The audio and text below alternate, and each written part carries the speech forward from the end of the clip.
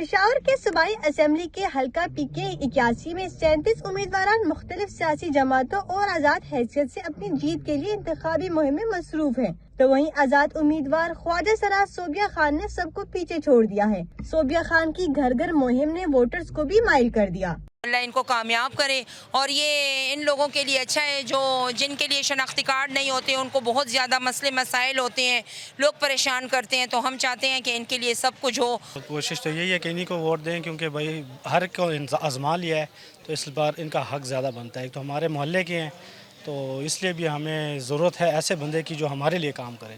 صوبیہ خان کہتی ہیں کہ وہ جیت کر اپنی برادری کے مسائل حل کریں گی۔ منشور یہ ہے کہ ہم ہمیشہ کی طرح دیکھتے ہیں کہ لوگ یہی سمجھتے ہیں کہ ٹرانس کمیونٹی کام نہیں کر سکتی، تو الحمدللہ میں پی کے 81 کے لیے، میں خواتین کے لیے میں کام کروں، ڈسیبل کے لیے میں کام کروں۔ مقصد یہ ہے کہ ان لوگوں کے لیے میں کام کر سکوں۔ اس کے لیے ہماری ٹرانس کمیونٹی ایسی ہے کہ اس میں ایجوکیٹڈ ٹرانسجینڈر موجود، لیکن ابھی تک ان کو نوکریاں نہیں مل رہی۔ اور پھر ہم ڈپارٹمنٹس میں دیکھتے ہیں، آپ ہیلتھ میں دیکھتے ہیں، اسپتالوں میں سب کے وارڈ موجود ہوتے ہیں، فیمیل کی بھی موجود ہے، میل کی بھی موجود ہوتے ہیں، بچوں کی بھی ہوتے ہیں، لیکن ٹرانس کمیونٹی کی نہیں ہوتے۔ صوبیہ خان نے ٹرانسجینڈر کے لیے مخصوص نشستیں مقرر کرنے کے لیے پشاور ہائی کورٹ سے بھی رجوع کیا تھا۔ صوبیہ اپنی برادری کی مدد کرنے کے لیے سیاسی میدان میں اترنے کا پکا ارادہ رکھتی ہیں۔ کیمرہ مین شبیر حسین کے ساتھ طیبہ خان، ڈان نیوز، پشاور۔